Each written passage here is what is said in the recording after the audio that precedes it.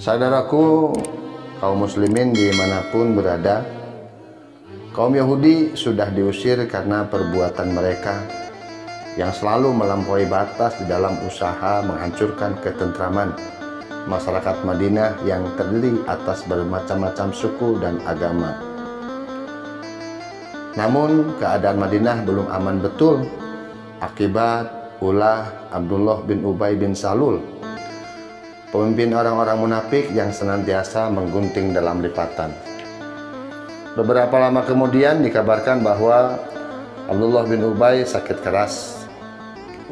Abdullah, anak Abdullah bin Ubay yang sudah masuk Islam, walaupun ayahnya seorang munafik yang jahat, tetap sesuai dengan ajaran Al-Quran dan tuntunan Nabi. Abdullah tetap melayani ayahnya dengan cermat dan penuh kasih sayang.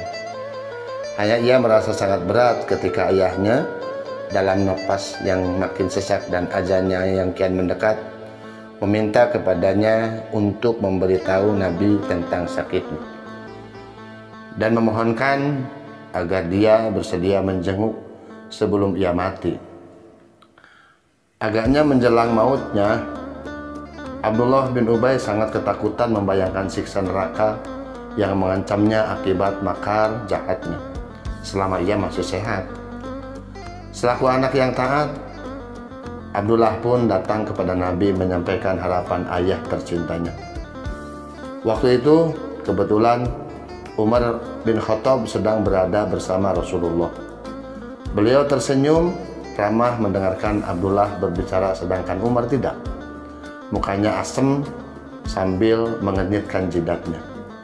Ia melarang Nabi agar tidak meluluskan permintaan gembong kaum munafik itu. Alasannya, ia telah banyak sekali merugikan kepentingan kaum muslimin dan seringkali mengkhianati Rasulullah SAW. Apalagi dengan fitnah-fitnah kejinya yang selalu disebarkan untuk menjatuhkan Nabi Muhammad.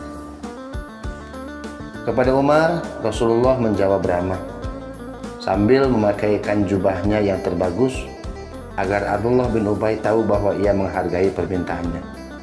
Lalu ia berangkat mengikuti anaknya Abdullah bin Ubay dari belakang. Umar walaupun tidak senang terpaksa turut serta menyertai Nabi menuju rumah si sakit. Setiba di sana, Umar makin dongkol sebab dengan merengek-rengek minta dikasihani, Abdullah bin Ubay memohon supaya Nabi berkenan melepaskan jubahnya itu untuk menyelimuti badannya. Abdullah bin Ubay ingin mati dalam berselimutkan jubah Nabi. Tampang Umar bertambah kecut, giginya menggertak dan tangannya mengepal. Sekali ini dengan wajah keras ia memberi isyarat kepada Nabi lewat matanya yang menyorot berapi-api. Ia teringat betapa hampir saja terjadi pertumpahan darah antara kaum Muhajirin dan Ansor gara-gara desas-desus dan berita buruk yang dilancarkan oleh Abdullah bin Ubay beberapa waktu sebelum sakitnya. Umar pun terkenang bagaimana tentara Islam nyaris hancur dalam perang Uhud akibat desersi sebagian pasukan yang dipelopori oleh Abdullah bin Ubay. Jadi Umar amat benci mendengar rengekan Abdullah bin Ubay yang macam anak kecil itu. Namun Nabi berpendapat lain. Ia adalah pemimpin bagi semua orang. Nabi adalah pemimpin bagi seluruh manusia. Bahkan Nabi adalah Rasul untuk jin dan sebangsanya. Ia adalah rahmat buat alam semesta. Karena itu Nabi segera melepaskan jubahnya dan menyelimutkannya ke tubuh Abdullah bin Ubay yang tengah ditimpa demam yang hebat. Terkabullah keinginan pemuka kaum munafik itu untuk mati dengan berselimutkan jubah Nabi yang suci. Selepas itu Umar berkata kecewa, "Ya Rasulullah, engkau ini bagaimana? Bukankah Abdullah bin Ubay adalah musuhmu?" Lalu Nabi menjawab, "Bukan, wahai Umar.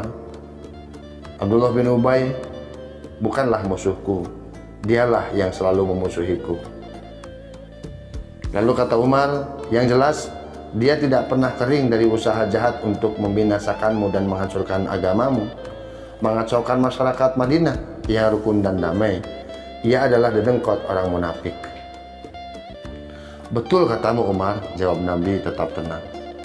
Alangkah beruntungnya dia kalau begitu, dapat mati dengan berselimut jubahmu, padahal kami para sahabatmu belum tentu akan memperoleh nasib sebaik itu. Nabi lantas bersabda dengan penuh bijaksana, Umar, jangan sempit pikiranmu. Apakah aku tidak boleh membuatnya senang sebentar sebelum ia mengalami azab berkepanjangan di neraka?